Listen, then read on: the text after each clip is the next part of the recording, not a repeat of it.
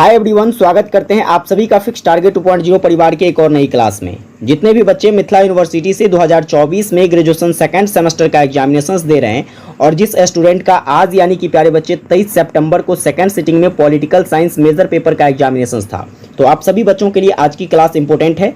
आज के इस क्लास के माध्यम से आप अपना आंसर की मैच कर सकते हैं। 10 ऑब्जेक्टिव क्वेश्चन जो आपसे पूछा गया था उसमें से आपने कितना क्वेश्चन सही किया है आप लोग कमेंट करके जरूर बताइएगा। इसके साथ साथ आपने शॉर्ट टाइप क्वेश्चंस और लॉन्ग टाइप क्वेश्चंस किस तरीके से हल किया, हमारे क्लास से आपको कौन से क्वेश्चंस देखने को मिले, इन सभी क्वेश्चंस पर हम चर्चा करेंगे। तो चलिए फटाफट से हम लोग सेशन को कंटिन्यू करते हैं। एक बार सेशन को आप लोगों ने लाइक नहीं किया है, लाइक कर लीजिएगा। चैनल पर नए हैं सब्सक्राइब करके नोटिफिकेशन बेल ऑन कर लेना और साथ में अपने सभी दोस्तों के बीच जरूर शेयर कर दीजिएगा, ठीक है।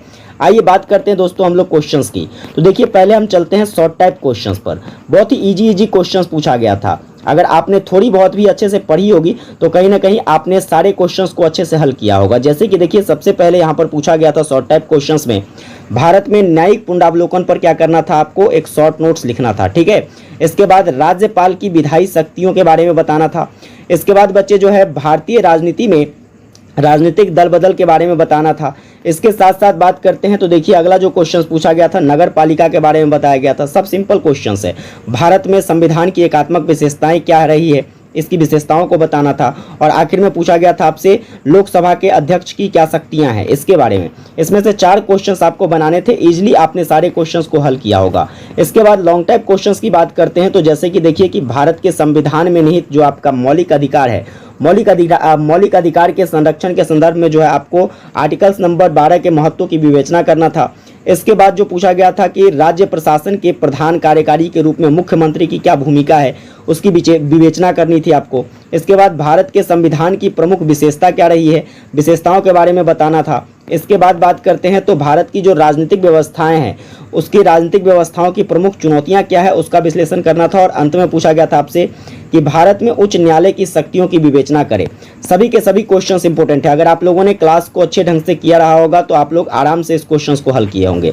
अब आ जाते हैं ऑब्जेक्टिव क्वेश्चंस पर। तो फटाफट से आप लोग बिना देरी किए हुए मैच करेंगे ऑब्जेक्टिव क्वेश्चंस। देखिए पहला क्वेश्चन आपसे क्या पूछा गया था। पहला जो ऑब्जेक्टिव क्वेश्चन पूछा गया था बड़ा कंफ्यूजिंग क्वेश्चन था। क्वेश्चंस की बात करते हैं बच्चे, कहता है कि Indian Republic is not the product of, यानी कि भारतीय गणतंत्र जो है यह किसका उत्पाद नहीं है। यहाँ पर मैं जानता हूँ कि ज़्यादातर बच्चे जो हैं इसका आंसर उपयुक्त में से सभी किए होंगे, बट ये ऑप्शन क्या है तो बिल्कुल गलत है। कैसे गलत है चलिए इसकी विवेचना करते हैं। तो जैसे कह रहा है भारतीय गणतंत्र जो है इसमें से किसका उत्पाद नहीं है, किसका प्रोडक्ट नहीं है। जैसे कि बात करते हैं देखिए राजनीतिक क्रांति का संबंध सीधा सीधा नहीं होता है आपके किससे, तो भारतीय गणतंत्र के उत्पाद से।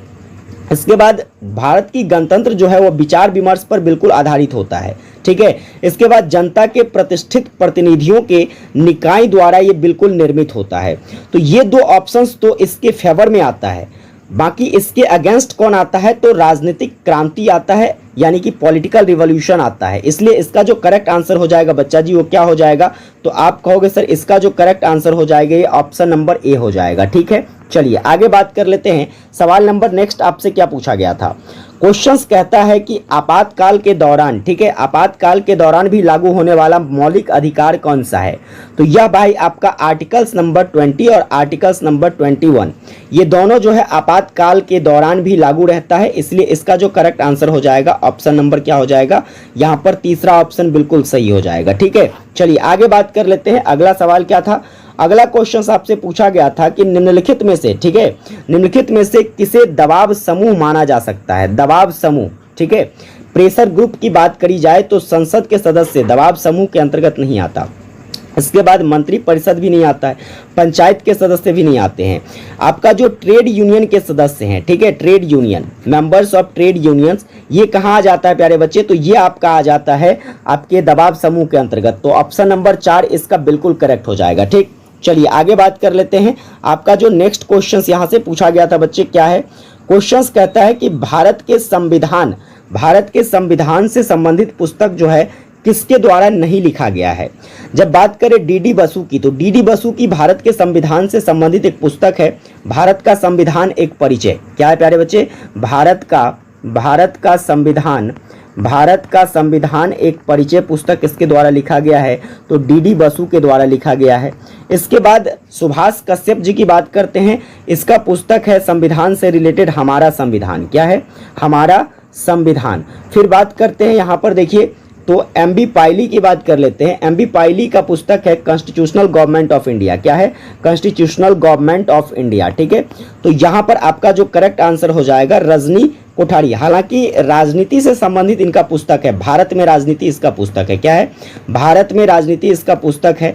ये राजनीति से रिलेटेड लेकिन भारत के संविधान से संबंधित पूछा जा रहा है आपसे, तो इसमें इस तीनों की पुस्तक जो है संविधान से रिलेटेड है। इसका ऑप्शन क्या हो जाएगा? चौथा सही हो जाएगा। चलिए आगे बात कर लेते हैं बच्चा जी। अगला सवाल आपसे क्या पूछा गया देखो, तो आपका जो नेक्स्ट क्वेश्चन यहाँ कह रहा है, क्वेश्चन है कि भारत में राजनीतिक दलों को कौन मान्यता देता है? राजनीतिक दलों की मान्यता की बात करें तो आपका कौन देता है भाई? ये तो बड़ा सिंपल क्वेश्चन था। कौन देगा? इलेक्शन कमीशन ऑफ इंडिया देगा, भारत का चुनाव आयोग देगा, है ना। चलिए ऑप्शन नंबर क्या हो जाएगा? एक सही हो जाएगा।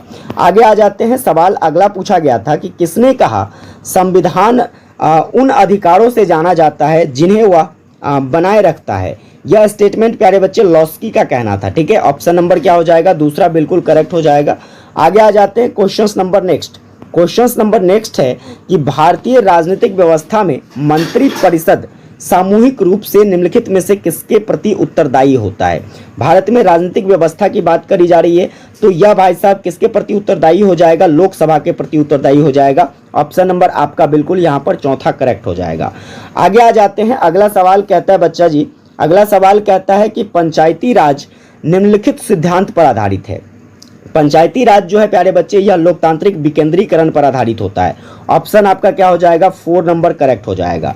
चलिए आगे बात करते हैं। सेकंड लास्ट क्वेश्चन जो आपसे पूछा गया था आर्टिकल से रिलेटेड था, और क्वेश्चन यहाँ कह रहा है कि भारतीय संविधान के किस अनुच्छेद में लोकसभा और राज्यसभा के संयुक्त बैठक की प्रावधान की गई है? तो यह जो है आपका आर्टिकल्स नंबर 108। ठीक है, आर्टिकल्स नंबर 108 में भारतीय संविधान के अनुसार जो है लोकसभा और राज्यसभा के संयुक्त बैठक का प्रावधान किया जाता है। आगे आ जाइए। आखिरी ऑब्जेक्टिव क्वेश्चन आपसे पूछा गया था कि भारत के मुख्य न्यायाधीश जिन्होंने भारत को राष्ट्रपति के रूप में भी कार्य किया, ऐसा कौन से भारत के मुख्य न्यायाधीश रहे जिन्होंने भारत के राष्ट्रपति के रूप में भी काम किया? तो वह हो जाएगा आपका न्यायमूर्ति एम हिदायतुल्लाह। ठीक है, हिदायतुल्लाह जी जो थे यह न्यायाधीश होते, न्यायाधीश के साथ साथ जो है भारत के राष्ट्रपति के रूप में भी कार्यरत रहे थे। ऑप्शन नंबर आपका क्या हो जाएगा? तीसरा बिल्कुल करेक्ट हो जाएगा। तो ये जो 10 ऑब्जेक्टिव क्वेश्चंस के आंसर मैंने आपको बताए हैं पूरे 100% सही है। आप लोग आराम से मैच कर सकते हैं और कमेंट करके बताइएगा बच्चे जो आपने 10 में से कितना ऑब्जेक्टिव क्वेश्चन सही किया है, आपके पेपर किस प्रकार से रहे हैं आज के। बाकी आप लोग ये सारे की सारी चीज़ें कमेंट करके बताइएगा। आने वाली क्लास जो है आपको बाकी महामैराथन क्लासेस, बूस्टर डोज क्लासेस आपकी आती रहेगी अब एग्जाम तक, जब तक आपकी एग्जाम चलेगी तब तक। इसके लिए आप लोग क्या करेंगे? चैनल को सब्सक्राइब करके नोटिफिकेशन बेल ऑन कर लीजिएगा। सेशन लाइक नहीं किए हैं लाइक कर लीजिएगा और अपने सभी दोस्तों को भी जरूर शेयर कीजिएगा ताकि सारे बच्चे मैच कर सके। विशेष मुलाकात करते हैं आप लोगों के साथ अगली क्लास में। जय हिंद।